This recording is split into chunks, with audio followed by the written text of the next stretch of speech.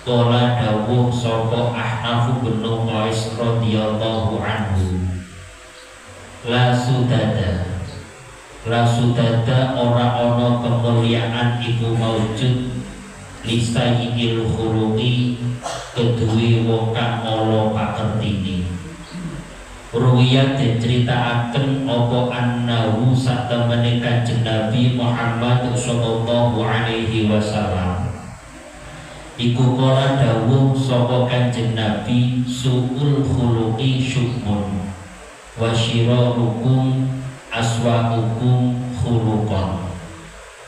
Para bapak, para ibu sedaya jamaah ingkang tansah kula mulyakaken, wonten dawuhipun Syekh Ahnaf bin Qais dawuhaken bilih la sudada li sayyidil khuluqi.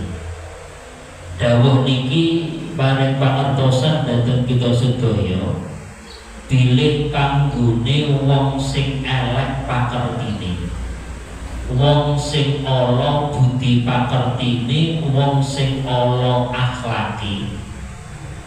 Terus duweni sifat, duweni akhlak sing boten sae niku dipun dawuhaken la sudada, tegese ora bakal pikantuk kemuliaan.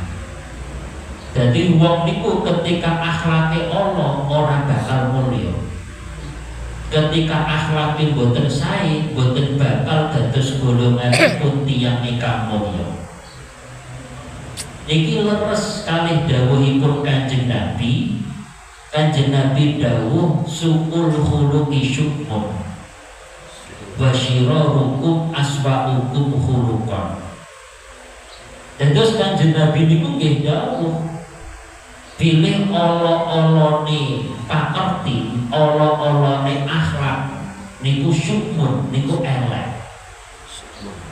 Terus tiyang sing akhlake Allah niku wong ya Allah.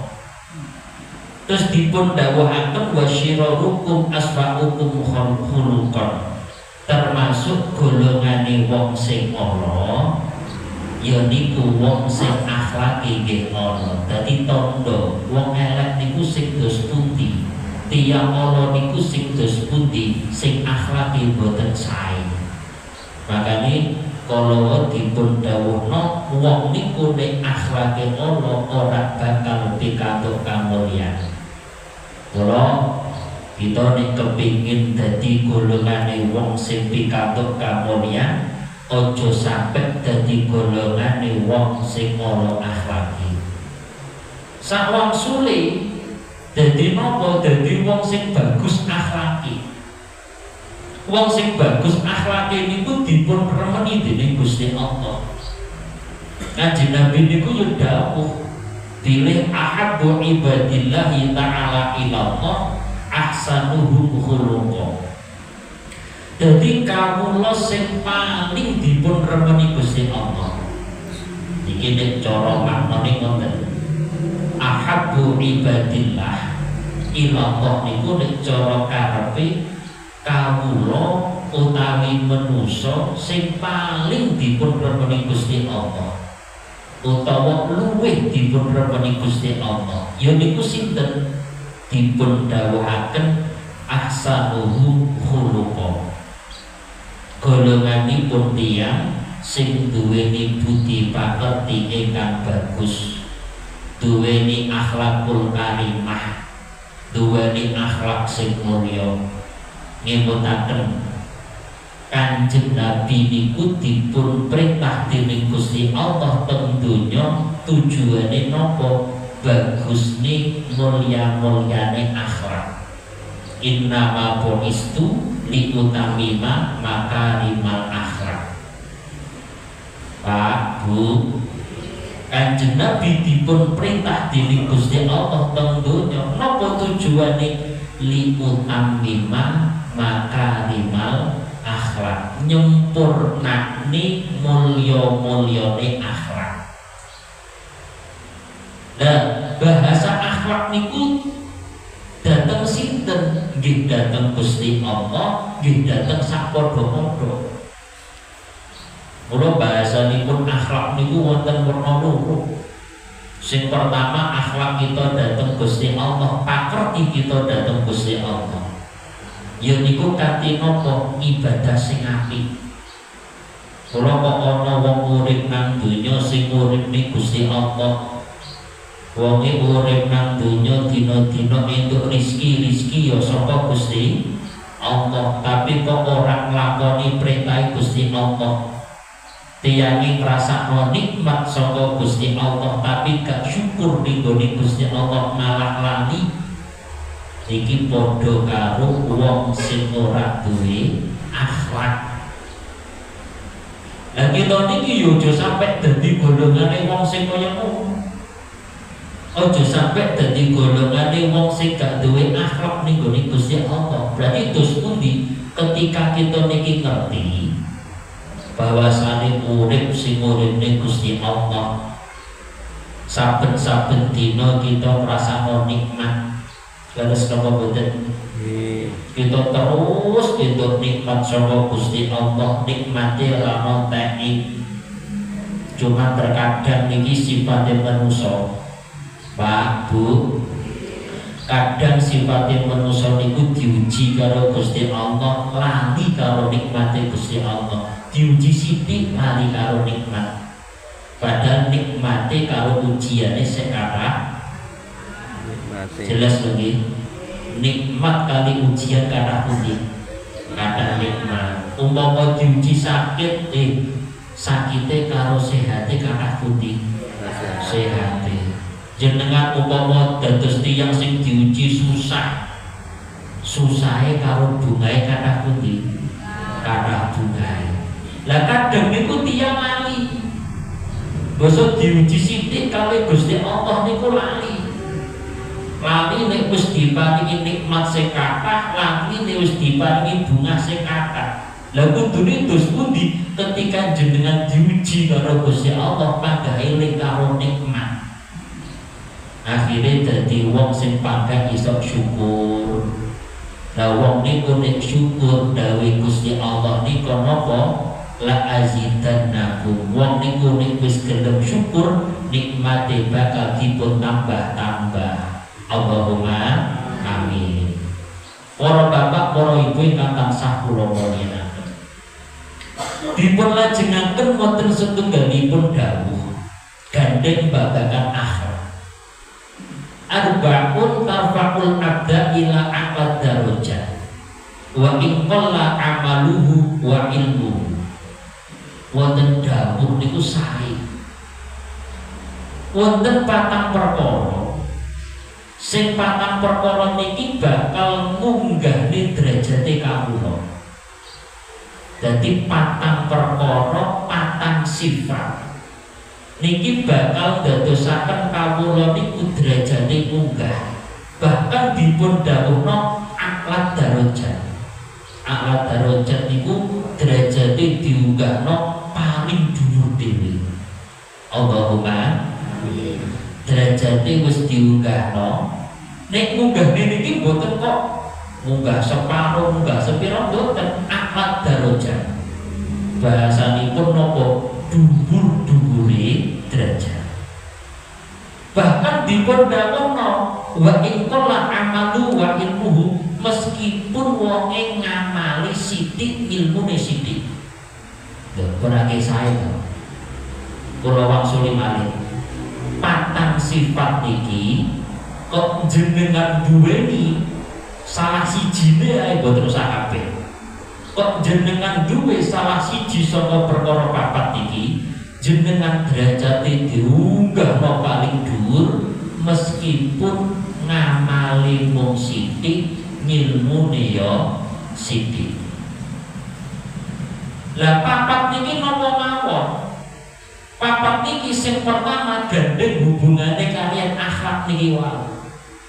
Ya niku dipun dawuhna wa husnul khuluq.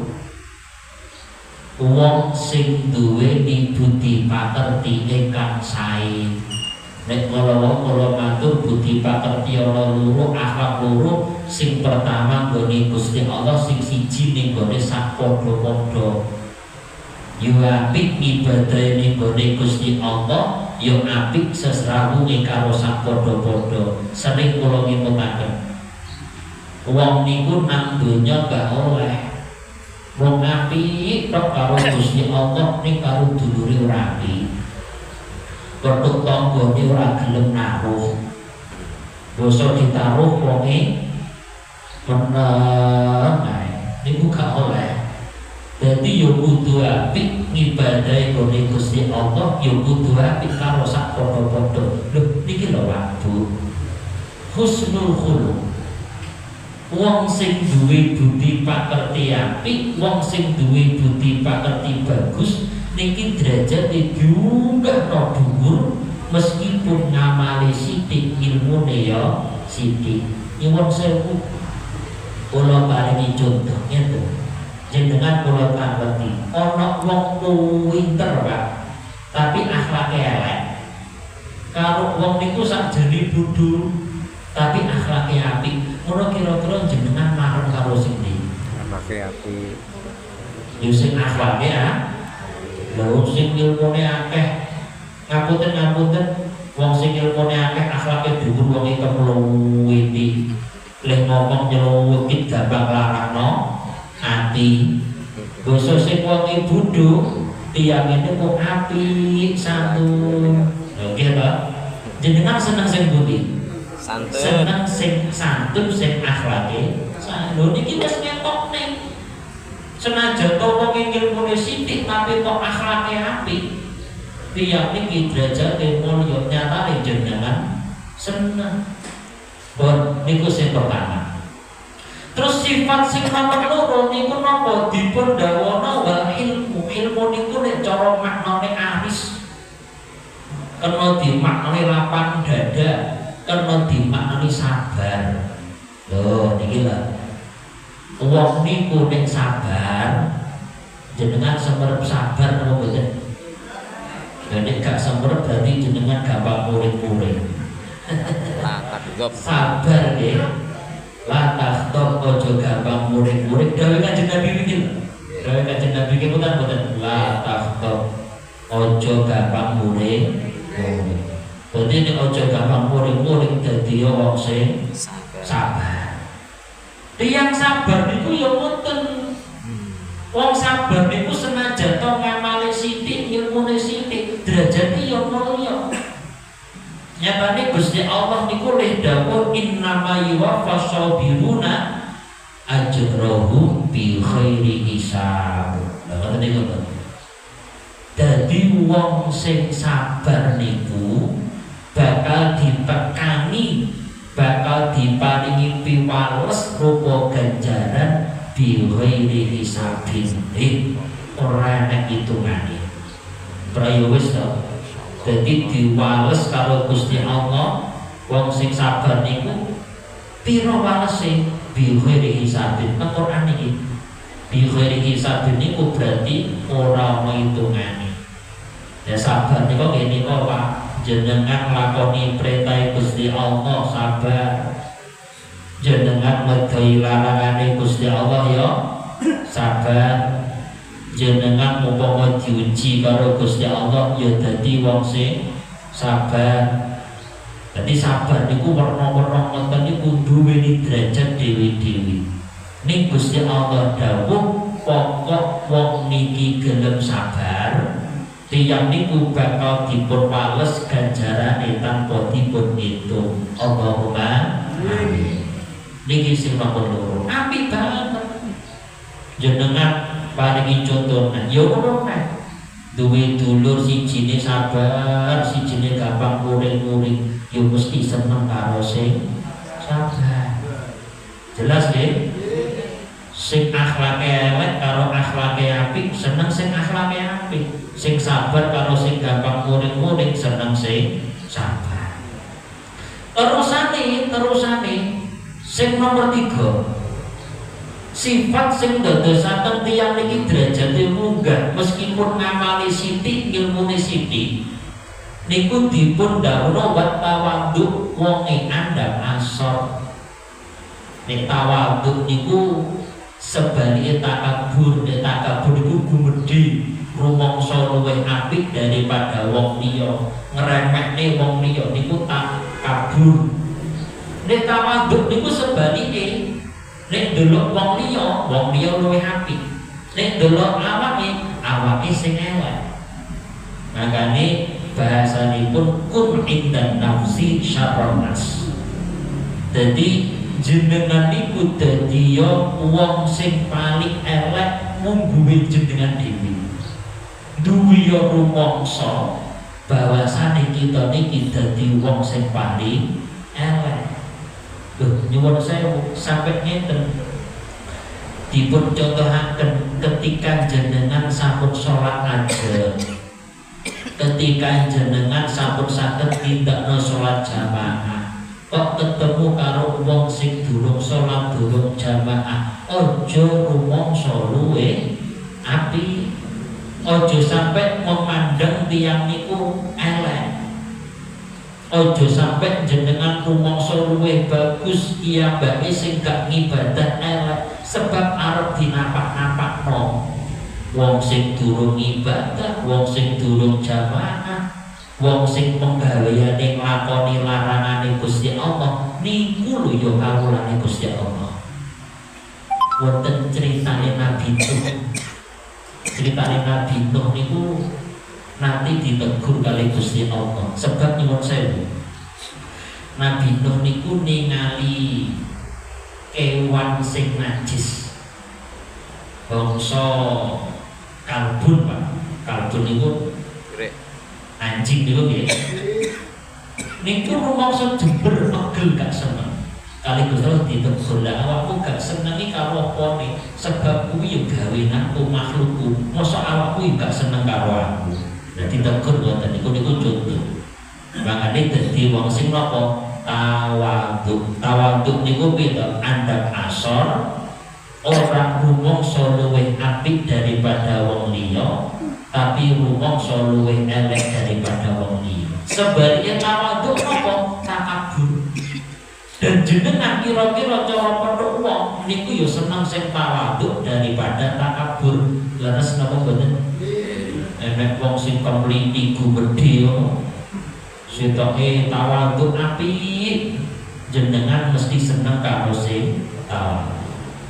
Terakhir Pak, sing nomor 4, sifat sing bakal ndadosaken derajate wong niki mulya. Walaupun ngamale sithik, ngilmune sithik niku dipun dawuhna wasakha. Sakha niku napa? Loman. Napa Pak? Bu? Loman. Loman niki dalam hal napa mawon? Ya iso loman ilmu, ya iso loman bondo, ya iso loman tenaga. Lah jenengan petuk karo tangga karo dulur teng dalan sapa mesem. Ya mesem niku ya loman. Dadi loman niku wujude kathah. Dadi wong loman niku napa sifat loman niku ya munggah derajat. Dan kita saat ini semerep to, jenengan nek rosa siji wong loman, siji wong bakhil, sakhab karo bakhil. Mesti jenengan seneng karo wong sing loman. Duwe dulur sijine seneng aweh, sijine wedhit gak tau aweh. Jenengan seneng sing ndi? Aweh. Ya sing aweh. Lah niki lho tandha papat niki ya. Siji akhlak apik, jenengan seneng. Sing nomor loro tiyane sabar, jenengan seneng. Sing nomor 3 tawadhu, jenengan seneng. Nomor 4 loman, jenengan seneng. Seneng kabeh nggih. Lah niku tandha ketika Gusti Allah niku seneng ning gone kawula, kawula niki bakal disenengi karo wong akeh. Nyatane jenengan seneng. Terus kita niki nalikane seneng karo wong-wong sing model ngeten niki, aku seneng karo wong sing akhlake apik. Jenengan ya dadi wong sing akhlake apik. Aku seneng ning gone golongane wong sing sabar. Jenengan dadi wong sing sabar, la takhdud, ojo gampang muring-muring. Jenengan seneng karo wong sing tawadhu, ya dadi wong sing tawadhu. Jenengan seneng karo golongane wong sing loman, jenengan ya dadi ya wong sing loman. Kok niki jenengan kondeni patang perkara termasuk akhlak sing mulya kala wau jenengan derajate diunggah ning bakal